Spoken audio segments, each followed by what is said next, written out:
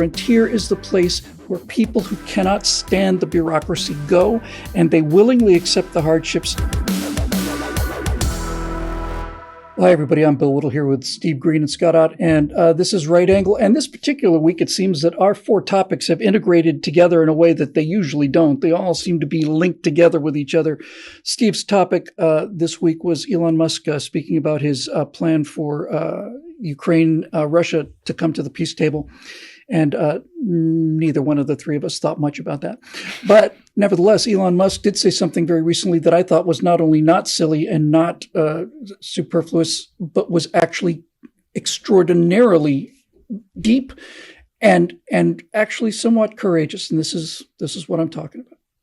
Tell me about regulations and red tape and all that kind of nonsense. How big a part of the problem is all that? It's something that we should be worried about is that the rules and regulations get more and more every year. Right. In the past, war has wiped away bad rules and regulations. Right. But also we prefer not to have war Right. as the means of getting rid of rules and regulations. Right. In the absence of that, what happens is there are more laws and more regulations every single year, and eventually we won't be able to do anything. Right.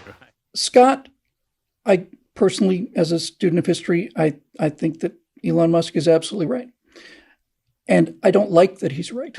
In fact, I can't stand the fact that he's right. But this is the curse of having a commitment to truth and reality. You often see things that you would like not to be true.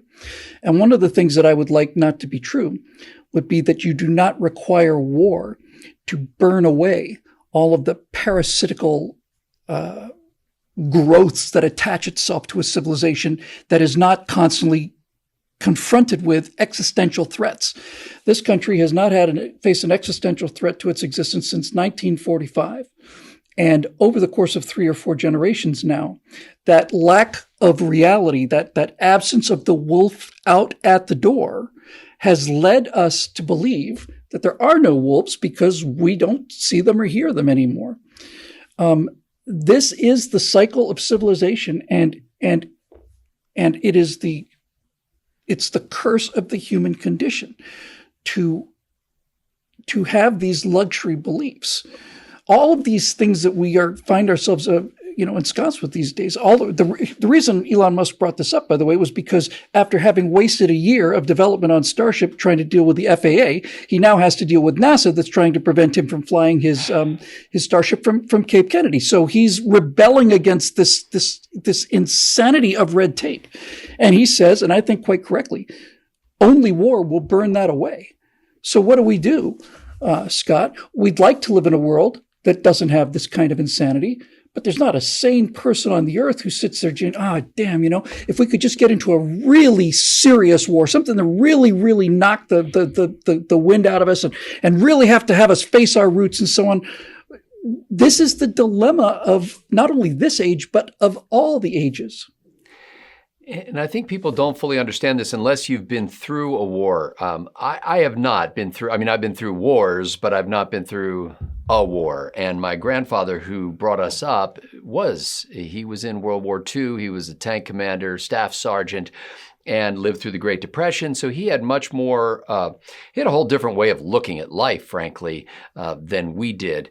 And I think the thing about war is kind of like that old saying where, if you know you're going to be executed in the morning, it sharpens the mind. It's like when you've got a single purpose around which all forces, resources, and people are being marshaled, then it cleans away the dross. Everything else is not as significant. And so you don't have bureaucrats building their little principalities and hoping that they'll have a good career with 2 pensions when they step out of this government service and into another.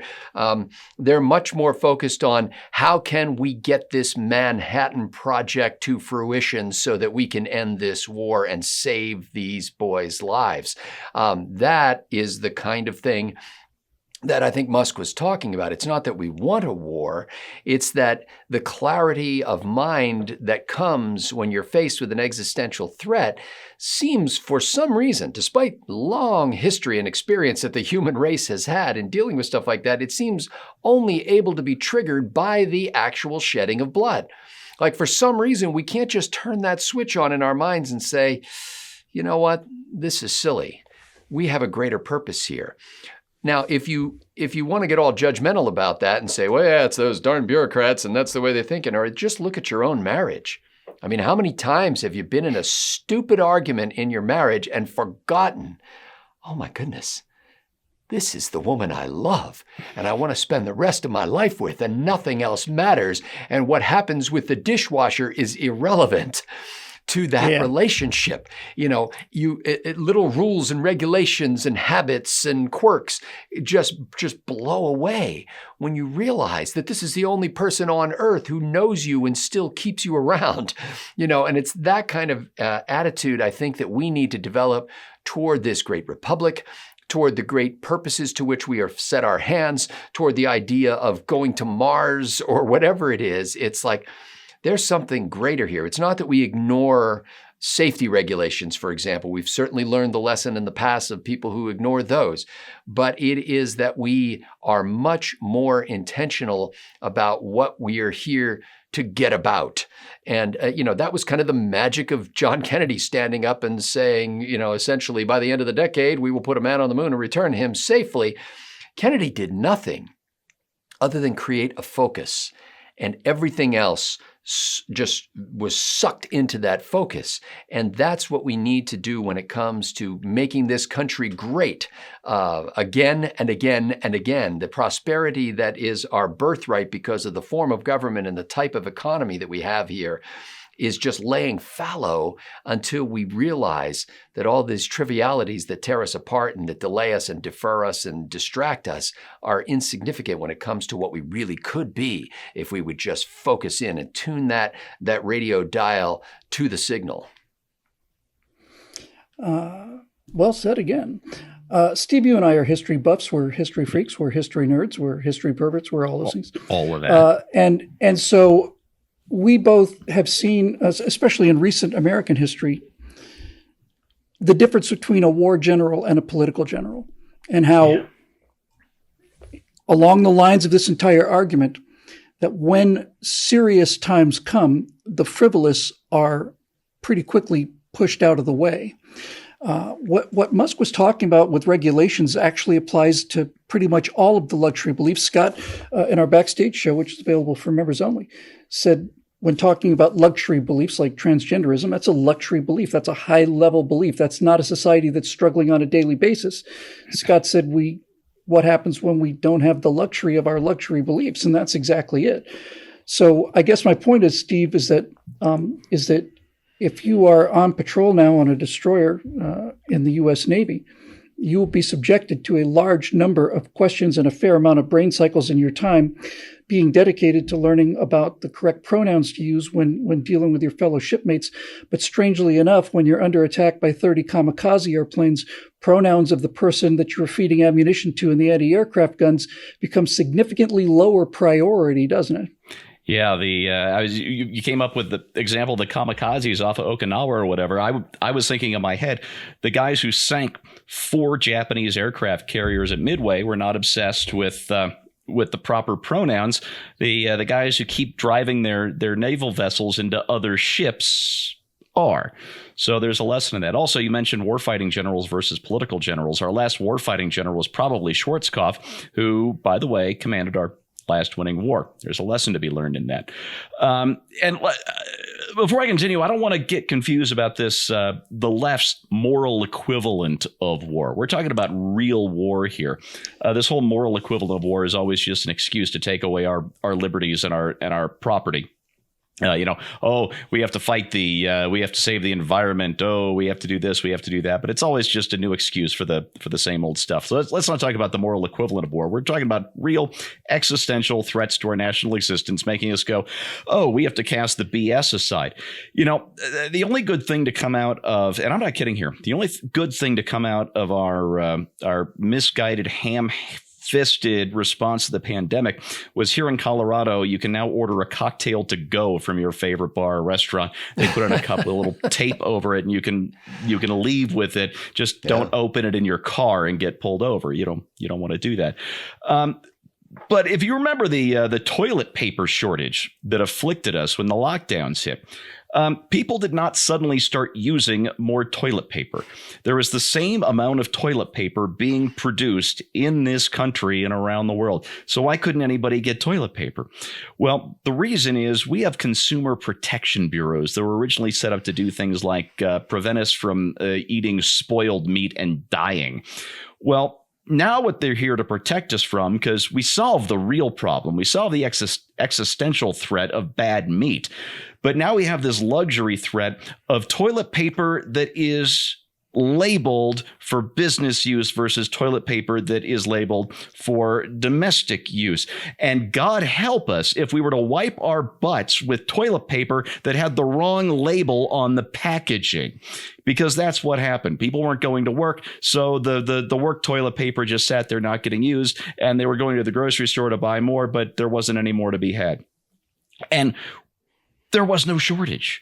We should have taken this moment to go, hey, wait a minute. Why are we so worried about what the label on the outside of this identical piece of wrapped up paper says, as opposed to this one? And Bill, we didn't use that. We didn't learn from that to get rid of all of this cruft, all of this demosclerosis that has clogged up our economy so much that if you're an 8-year-old little girl who wants to open a lemonade stand, you better hire a lawyer first. Yeah, and get your license and so on. Yeah. This kind of administrative stuff that Musk is talking about that Steve just mentioned with the toilet paper and so on, this is the ever-expanding percentage of people whose jobs are not to get things done, but whose jobs are rather to prevent things from getting done. That's essentially what this bureaucratic red tape is. It's very similar to barnacles on the bottom of a boat, especially the wooden boats. If you had a warship and you had the bottom of your sailing vessel encrusted with barnacles, it could cut your speed significantly, enough to cost you a battle. And so they'd run them ashore, tip them over on their side, careen them. They'd scrape off the barnacles, and they'd do this on a regular basis. But if you don't have to be anywhere in a hurry, what difference does it make? This is what Musk was talking about. Scott mentioned John Kennedy's speech. I'm a big Musk fanboy. I've been criticized for being too much of a Musk fanboy. On a political sense, he's the tech billionaire that I distrust the least. But in terms of what he's doing with SpaceX and with statements like this, I think he's a visionary. Scott had mentioned John Kennedy's speech. The essence of the problem that we are facing as a civilization in decline is this. John Kennedy said, "We choose to go to the moon not because it is easy, but because it is hard." That is the essence of the problem, to do something specifically because it's hard. Now, in the course of listening to my two friends talk here, I started this segment by thinking there is no substitute for this. This is the conundrum. This is the human predicament. It's either decay or war, and I don't want either. But during the course of the discussion, I realized, no, there is, in fact, an escape. There is a third way. And that third way is the imposition of hardship without war, and that requires a frontier. A frontier. A frontier is a place where you no longer get to call an attorney or 911 because wolves or Indians or whatever are at your door. A frontier is a place of continual hardship that you volunteer for. And Elon Musk's desire to go to Mars is not just a desire to leave all of this red tape behind him, drop it like the first stage of a rocket. His desire is to go someplace where living is hard. And the reason he wants to do that is you don't get to be stupid in space. That's the one thing that space exploration has shown us, that you don't get to go, oh, I just forgot to put my helmet on when I walked through that door. Well, you might have, but at least that particular gene's not going to be passed down to the rest of those living in tubes on the Martian surface.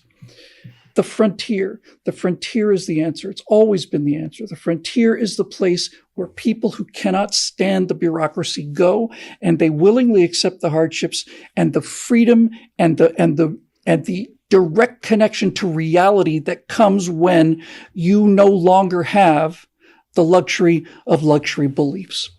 For Steve Green and Scott Ott, I'm Bill Whittle. Thanks for joining us. We'll see you next time right here on Writing.